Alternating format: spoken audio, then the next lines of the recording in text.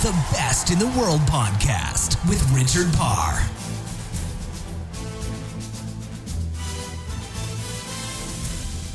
Hello and welcome to The Best in the World with Richard Parr. Now, it's a real honour on this show to speak to the Olympic champions and world champions that I do and get to learn from on this show.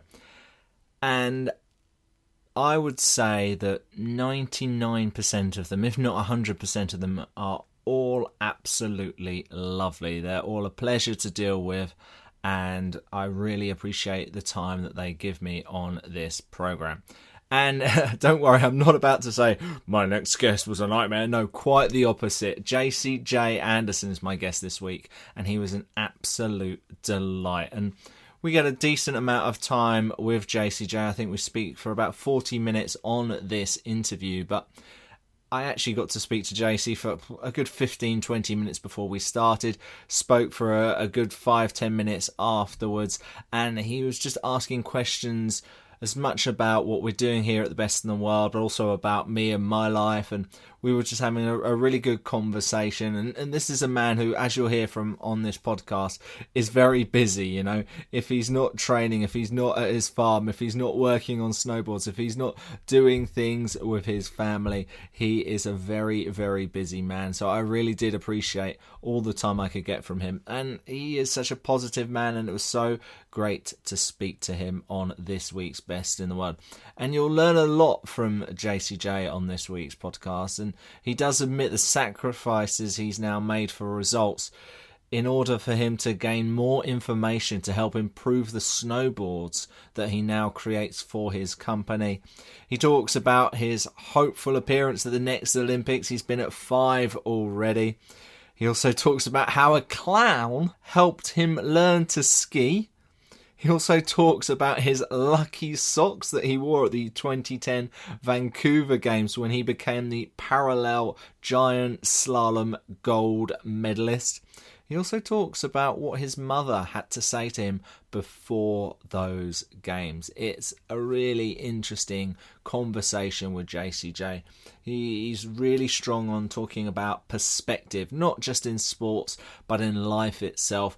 And it's something that we can certainly learn from in our everyday lives on this week's Best in the World with Richard Parr, with the snowboarding Olympic champion, Jasey-Jay Anderson. Just before we get to episode 92 of the Best in the World with Richard Parr, I just want to tell you about 99 Designs. 99 Designs gives you the opportunity to get anything you need created, designed by talented freelancers from all around the world. It's a product I've personally used. I got the Sportacino logo designed by 99 Designs, and you can check out their service as well by going to sportacino.com/99 designs. And if you do end up using their full service, we will get a percentage of the money that you pay them. So you'll be supporting our show as well as getting an amazing design. And one of the really cool features about this company is if you're not happy with what they've designed in the early stages, you can get your money back. Go and check them out. That's sportacino.com/99 designs. And their website's got a full page of terms and conditions as well. So you can really check that out if you want to make sure before you buy. Anyway, let's get to it. Let's get to the conversation with the snowboarding Olympic champion. It's Jasey-Jay Anderson. The Best in the World podcast with Richard Parr.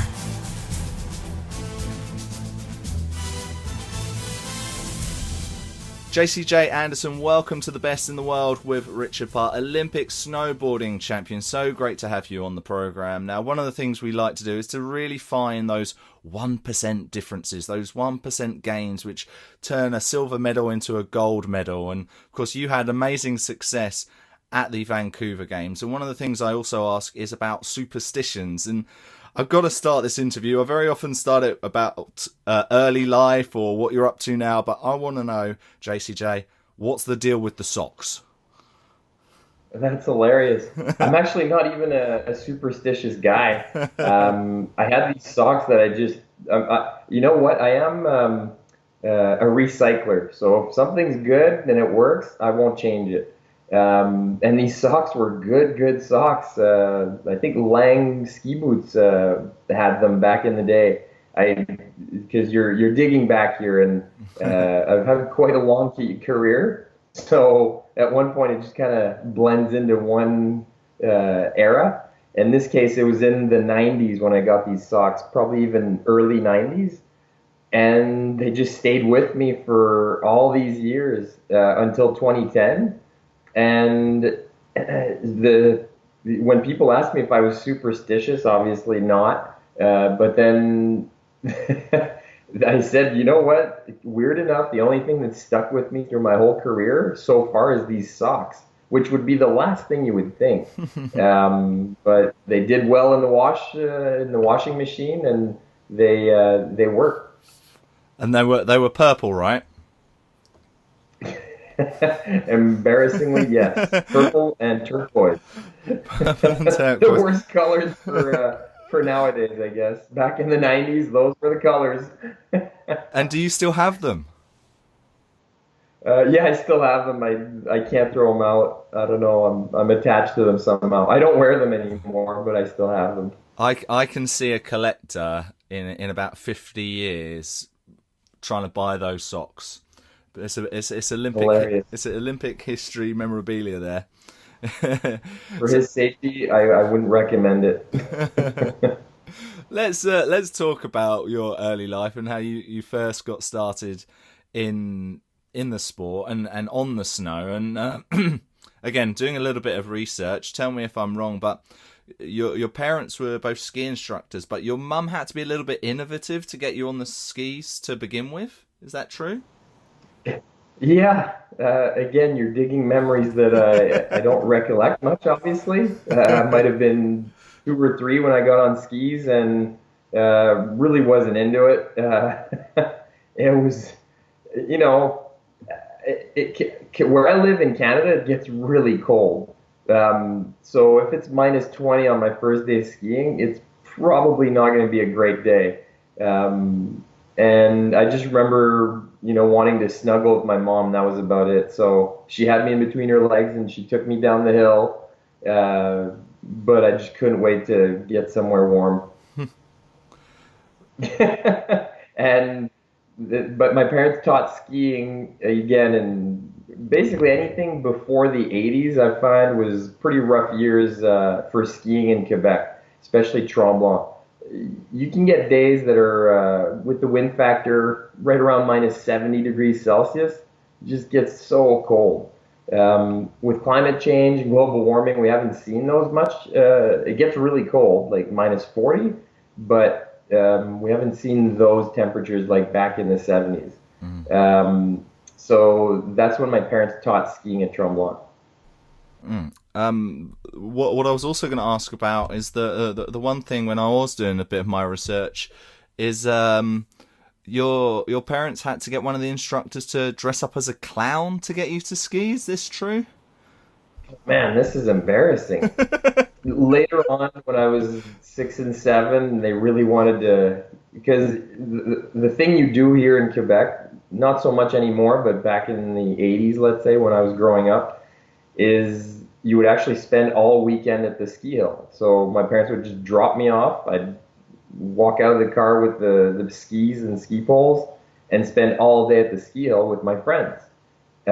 We didn't have any supervision. It was just take care of yourself, go skiing, which is fine. I actually learned to love skiing that way. It was early freedom, and but to get to that point when I wasn't a very good skier, because I fought it for years until I was 7, and for some reason my mom said, "Oh, today there's only a clown available for ski lessons," and I said, "Oh, okay, that's fine." And the clown was so nice. He was such a good dude, and I got along with him great. And we did lessons for I don't even know how long now, but maybe an hour or two. And there was another instructor that was not a clown, which I got the next day. and I didn't like him at all. It was boring. It was all technique and just basically structure. And at 7, you don't necessarily like that. So I told my mom, I only want that clown. That's the only thing I want. So she got me the clown for the weekends after that. And after a couple lessons, basically I was on my own. I could go join my friends, and I was all set. I think there's a business opportunity there. I think a clown ski training school to get young kids into skiing. You know what? I don't even know if we see them anymore. I don't recall seeing clowns at the, there's those scary clowns that go around nowadays. Oh yeah. So I guess there is a clown resurgence, but not at the ski hill yet. And it was your brother which then introduced you to snowboarding, is that true? Yeah, partially. There were two people that really had an influence. So my brother worked at the ski hill and worked at the rental shop. So he was able to borrow a snowboard from the shop and go snowboarding. And at school, my best friend, who actually, he and I did about, I think it was 2, maybe even 3 Olympics together. His name's Brett Carpentier. At the time, like right in around 1998, he was pretty much the best freestyle snowboarder in the world. Oh wow! And actually should have won the Olympics in '98, except he got docked with his score. And on the first run, there was 2 runs, and the second run he had to kind of make up for it, made a little bobble, and ended up I think 6th or so. And then for the Olympics in 2002, he was injured. So Brett did 2 Olympics, I guess. But for a while there, he was the best in the world. But we went to high school together, and we were best friends. And every time he'd come back from a weekend of snowboarding, at this point we're about 12, 13 years old, he'd just tell me all about it. We were little skate rats, but we didn't. I didn't snowboard, and my buddy Brett did. So all I could think about was snowboarding, snowboarding, snowboarding. But I hadn't done it. So I was in love with the sport before I even set foot on one. And so I got my brother to give me lessons, except on his days off, he didn't want to teach his little brother how to snowboard. All he wanted to do was snowboard himself. So he set me up with a snowboard and said, okay, just, slide down on your toe side and your heel side and you'll be all right. And then he just split. So I was like, oh, this sucks. I'm here alone, just beating my head against the wall, never figure this out. But slowly but surely, I learned. I actually met friends on the hill as we're going down, learning and fumbling with it. I met people that were about my age, and I forget, maybe 4 or 5 people, and we became really good friends. Then we started competing together and everything, so I had this little group of 4 or 5 people at my local ski hill, and we learned how to snowboard together all winter. Oh, amazing. Did any of them achieve a good success in the sport? Not that I recall. They did locally, really good actually. For some reason, the people I grew up with, that little crew of 4 or 5 people, we were the best in the province. So, Quebec might be 7 million people. That's, it'll give you a size of the population pool. But for a while, we were the best in the province. But then, careers and school kind of made people fall off the map for snowboarding. And I'm pretty much the only one that kept with it. And my buddy Brett Carpentier, who I was in high school with, he made a career out of it as well. He was more freestyle and I was more racing. So I did border cross and alpine, and Brett was more half pipe. Ah, I see. And so, yeah, obviously you then moved on to doing it at the amazing level. That's why you're on the best in the world. And your first Olympic Games was 1998. Just how was that first experience for you? Pretty surreal, actually. Back in the day, in 1998, we did two-run finals. Let's see here. Yeah, it was basically a two-run day, just like skiing is. Now we do parallel, which is a round-robin elimination style. But in 1998, I won the first run of the Olympics. So that means for the second run, you go 16th. So the second run, I think the top 16 are reversed. So if you finish 16th in the first run, you go first in the second run. Mm. So I went 16th, and in the second run, but the weather was just, I remember for the first 8 people of finals, the weather was good, and all of a sudden this cloud came in, and they had all, you couldn't see at all. It was a big whiteout. So it took, from the eighth guy to me, it took another 2 hours before they ran the finals. So the hill just froze over, and our boards back then weren't meant to be on ice. Snowboards were more of a soft snow kind of construction, Okay. so they didn't work on ice. So when I took my run, basically from the ninth guy to me, everyone fell on their face, and also I froze up there. Didn't really know how to manage that. So for 2 hours, I kind of sat around. I tried to move, and basically every 15, 20 minutes, they'd send an athlete, and he'd just have a terrible run, and that was it. So my first experience was both hot and cold. First run, I was the best in the world. Second run, I just looked like a donkey on a snowboard, It was terrible. And you said you didn't know about how to manage yourself when you're at the top and you froze and everything like that. What eventually became your routine for that? Um, let's see here. Well, it's the only race I ever did where I had a 2 hour wait before I could run again. Mm. Usually they'd cancel the race, or any other race they would have canceled it. Even in Vancouver in 2010, they should have canceled that. Visibility was terrible. Except when it's the Olympics, they run it because they rarely have the postponement window. There's so many events going on at the same time that they just can't. Um, and so you run it. You just go with what you got. So for management, for me, it was always, you don't know what the variable is until you get it. That's temperature for you. It's tough because you don't want to bring up too much stuff with you. And in snowboarding, we don't have that much staff and help, except in 2010 because it was in Canada. Canada invested quite a bit of money in most of their sports to make sure all the targeted sports had enough staffing. So that was better. But even at that, I don't like relying on too many people. I find having people around me is a distraction. I like relying on myself as much as possible to get the job done. If I can get one really reliable person to help me, that's the best. Um, so, but a lot of it is just dealing with the elements. You just learn to deal with it.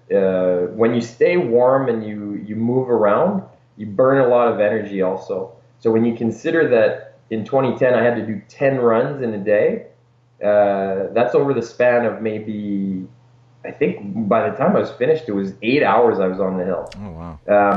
So you really deplete yourself. And it's not like an Ironman, but basically when you do a run, it's 45 seconds of everything you got. So if your muscles are frozen, you can hurt yourself. There's a lot of stuff that can go wrong. Just the moves aren't as nimble as they should be, especially to be at your peak.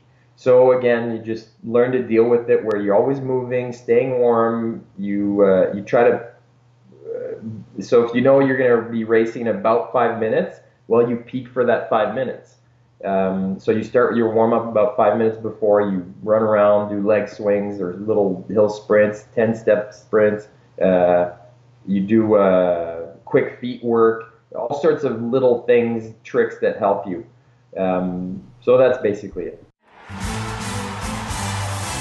The Best in the World podcast with Richard Parr.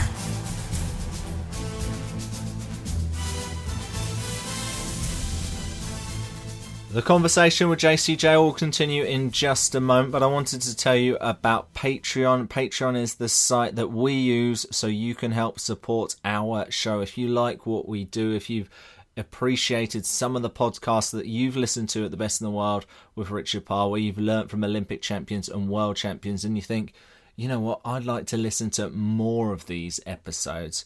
And the only way we can really do more of these episodes is if we have your support. So if you want to support our show from as little as $1 a month, just head to patreon.com/best in the world. Thank you very much if you are already supporting us. It really, really matters a lot to us, and we really appreciate your support on this project. I hope you enjoy what we do. We enjoy creating it for you every single week. And you know what I enjoy? I enjoy listening to Jasey-Jay Anderson. So let's return to the conversation with the snowboarding Olympic champion. The Best in the World podcast with Richard Parr.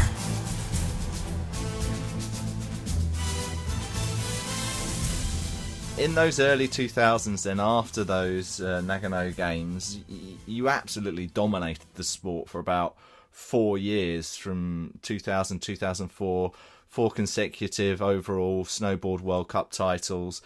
What just was going right in that time? What do you think made you the best in the world during those 4 years? That's a good question. Mostly, my career was actually diverted a couple times. If it wasn't for border cross, I would not have kept going as an athlete. So my career would have ended pretty quickly after 1998. Wow. And then border cross I did for 10 years and loved it. And then actually when border cross went through a transition, my alpine racing started going much better. So then I think it was in 2007, I stopped border cross and kept going with alpine. Alpine was always where I was more passionate, mostly because the carving aspect and the pure performance side of it was more appealing to me. Border cross, although the obstacle course is fun, also the environment is quite an aggressive, it's as testosterone filled as, MMA. It's, as far as that goes, I never really could connect with the athletes.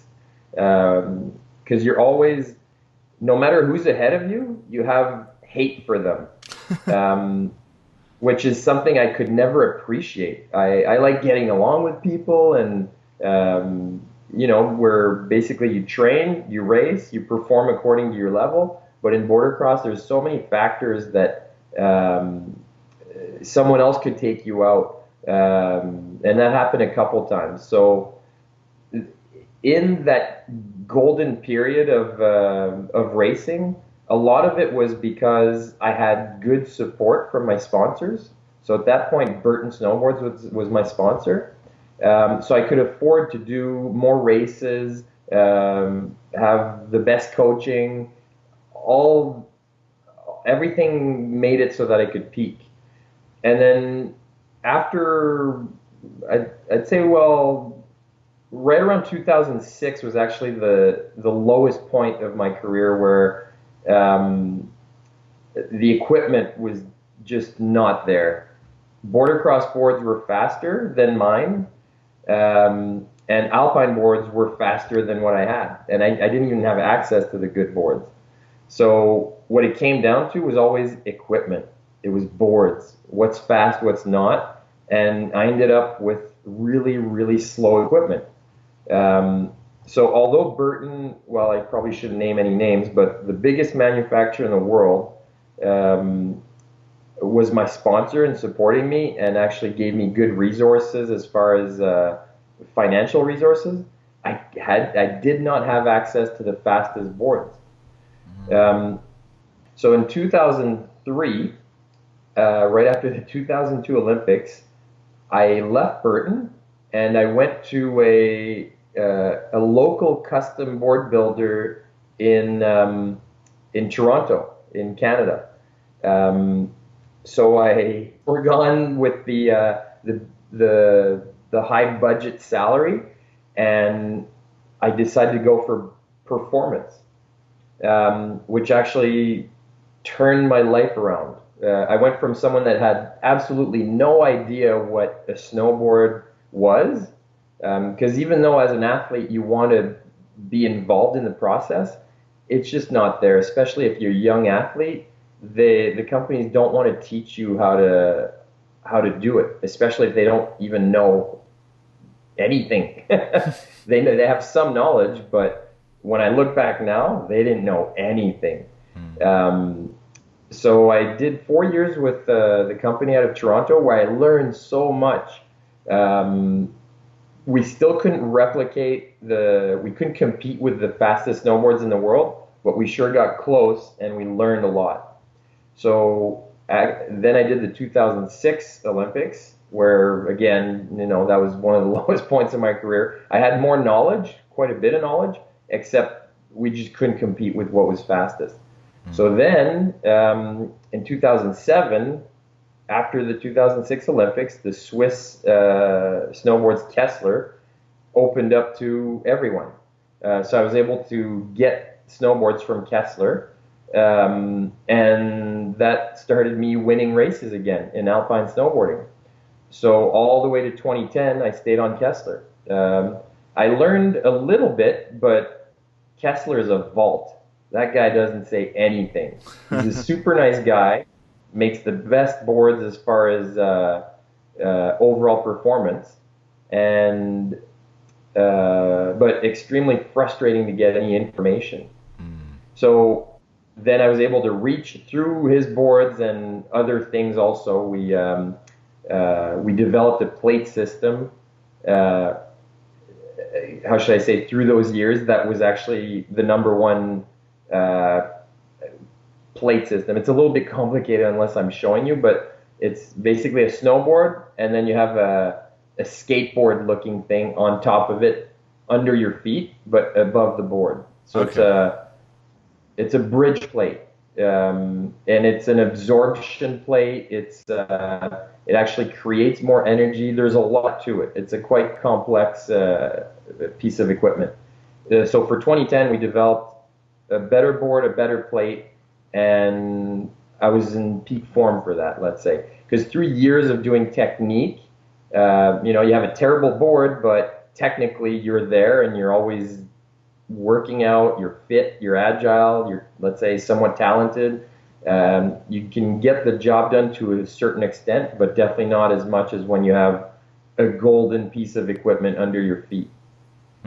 But in the end, that's what brought me to Olympic gold. And then my career got completely different after 2014. After 2010, sorry. Okay, well, I want to ask about that as well, but let's just talk about those 2010 games. And it must have been a relief then that you don't even have to think about equipment anymore, and you can just concentrate on performance. And we've already talked about the socks and everything like that. Now, I was watching back this final before I did the interview with you today, and you were, 0.76 seconds behind after the first run, and as you've already mentioned, it was the thickest snow. It was not very good conditions. Just what was going through your mind in that second run? Oh, that was there's a whole story attached to that also. That's really interesting. Do you have an hour?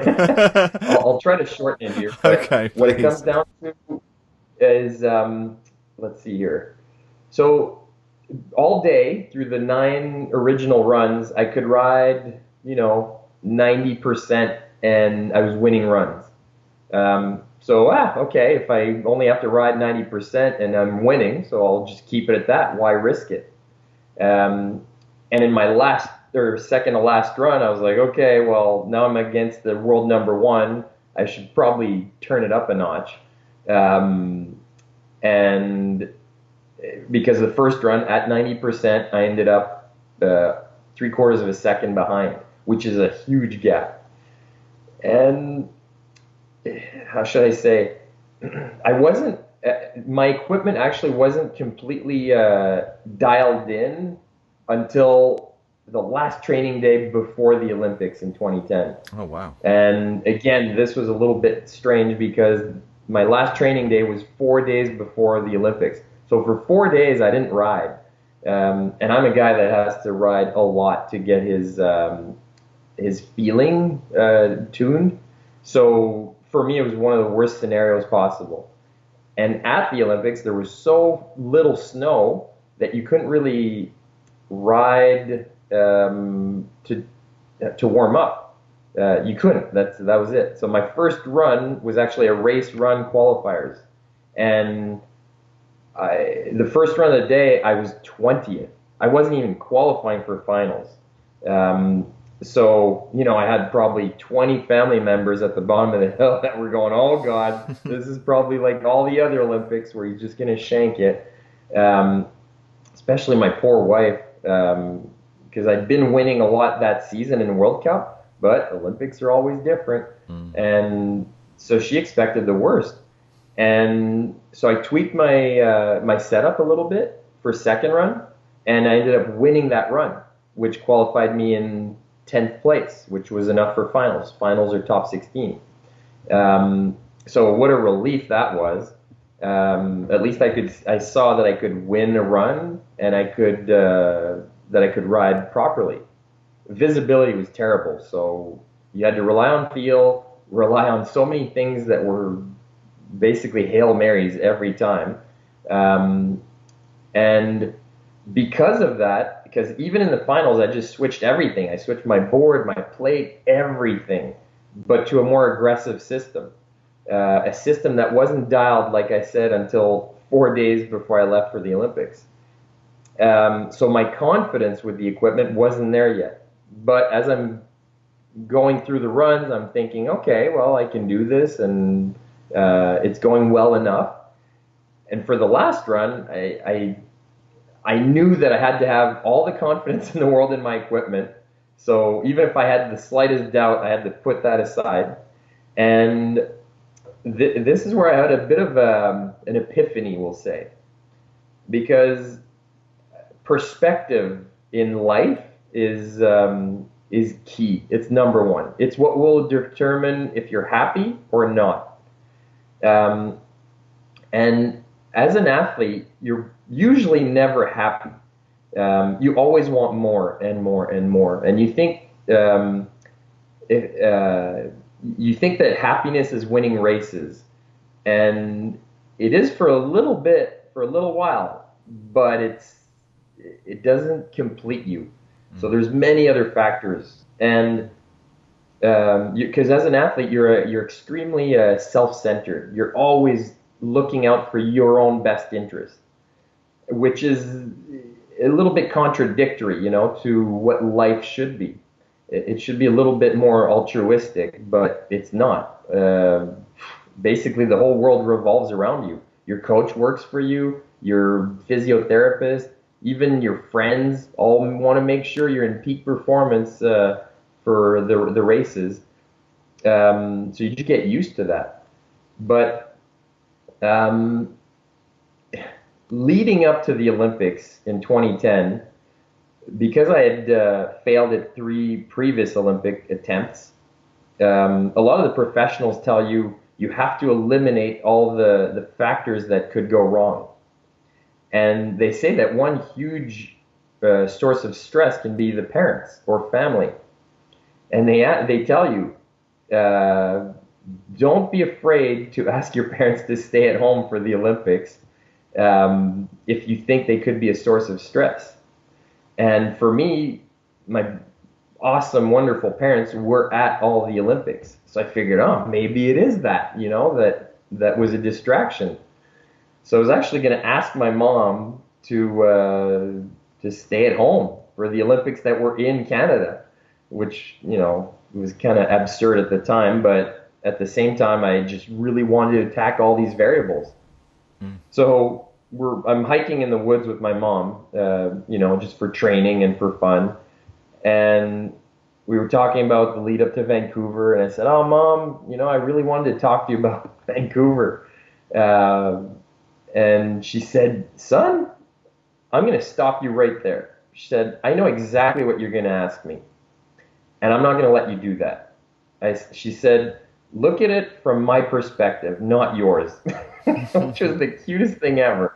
I was like, "Oh, okay, well, let's hear it." And she said, "I've been supporting you, loving you, caring for you, doing everything possible as a loving mom to make sure you had everything you need for life, for your career, for anything.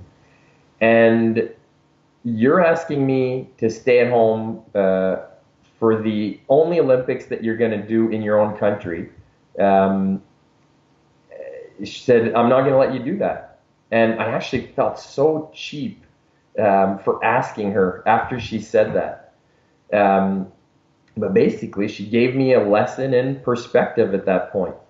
I'll give you an example. You can get into a car crash and you can think, "Oh my Lord, I hope my car is all right." Or you could think, "Thank God I'm okay." You have the choice. That's perspective. So the happy people will say, "Oh, thank God I'm okay." Or "Thank God the other person's okay." But the unsatisfied person will say, "Oh, my car." The unhappy person. And as an athlete, you can choose which one you're going to be. You can either deal with adversity or you can bury it. But the person that buries it will always have a resurgence at some point.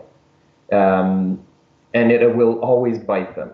Whether it's the person that has the perspective that everything will be okay and you're there for the journey, not necessarily just the result, that's where you get true benefits from being an athlete.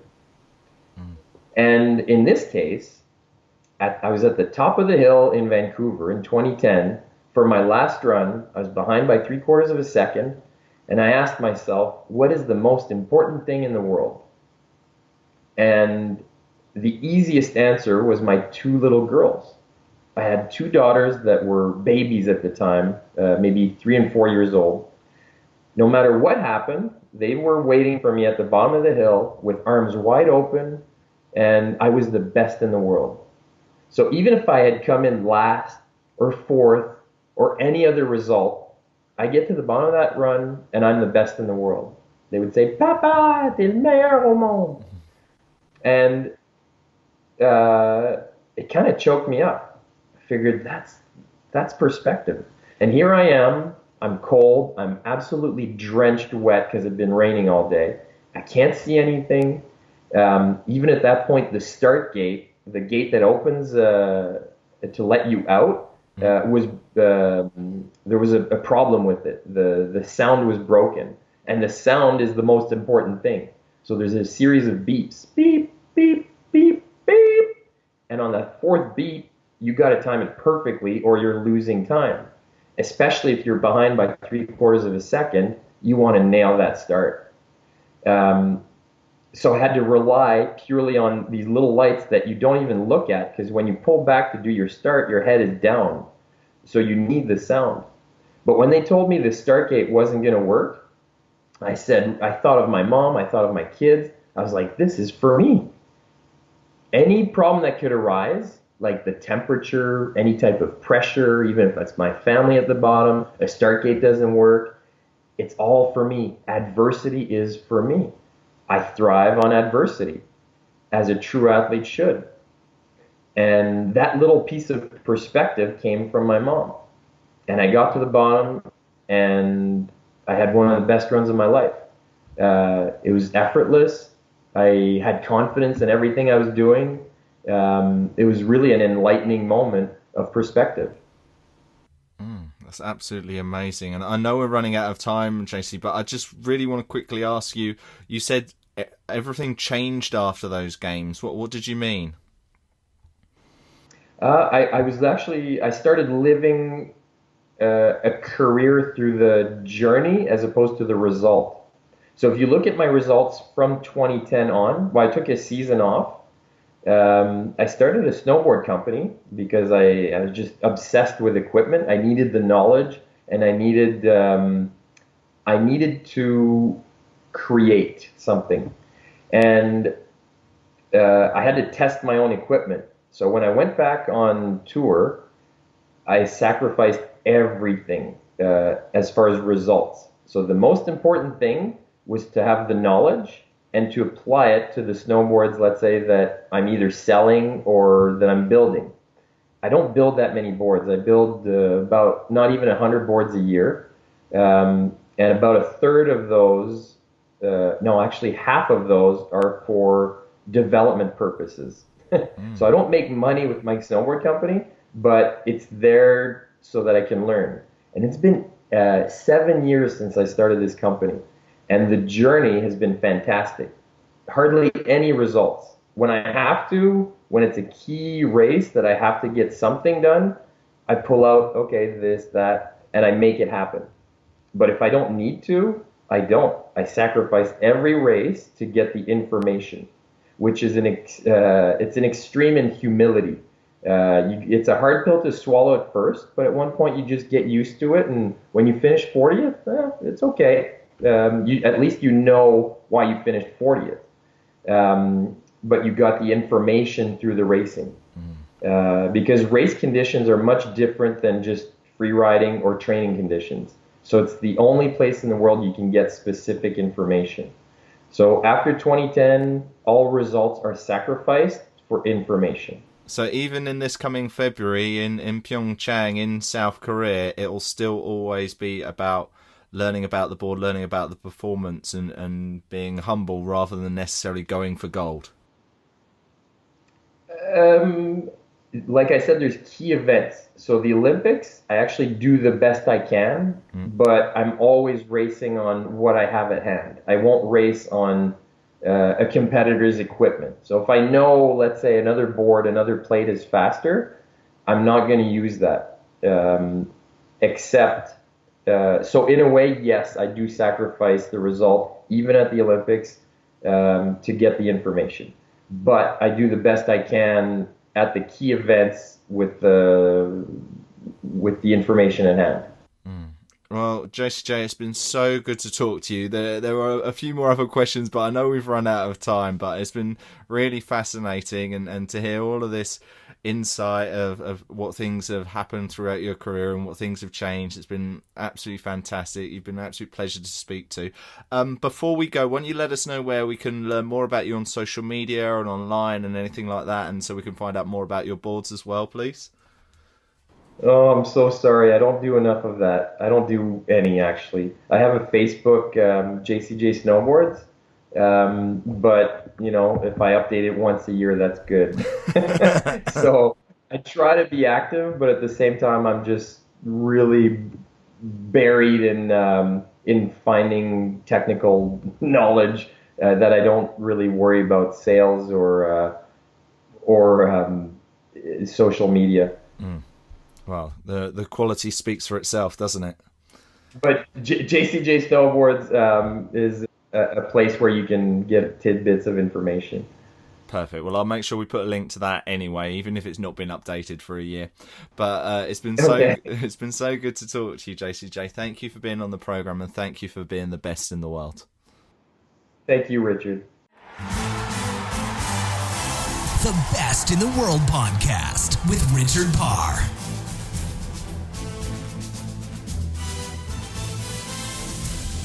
I think we'll all agree we learned a lot from Jasey-Jay on this week's Best in the World with Richard Parr. If you are a snowboarding fan, maybe go back and listen to my conversation very recently with Patricia Kuma. She has been on the podcast. I've also spoken to another snowboarder in the form of Gretchen Bleiler. That's quite an older one. So go back to the archives at acast.com/best. or at sportacino.com or on iTunes or on Stitcher to go back and listen to them. And maybe if you just want to listen to a few random episodes, maybe just some other sports where you want to learn from the very best. I'll mention a couple which I don't very often mention but are very, very good. We've got the judo world champion, Guillaume Elmont. He's been on the program before. A really good one is with Katerina Stefanidi, the pole vaulter. She was fantastic on The Best in the World with Richard Parr. So why don't you go back and listen to them? They're all on the archives, and I think you'll really appreciate what you learn from those champions. All right, that's it for this week's episode of The Best in the World with Richard Parr. If you do get a chance to support us, please head to patreon.com/Best in the World. But that's it for this episode. I'll speak to you next week. Goodbye. The Best in the World podcast with Richard Parr.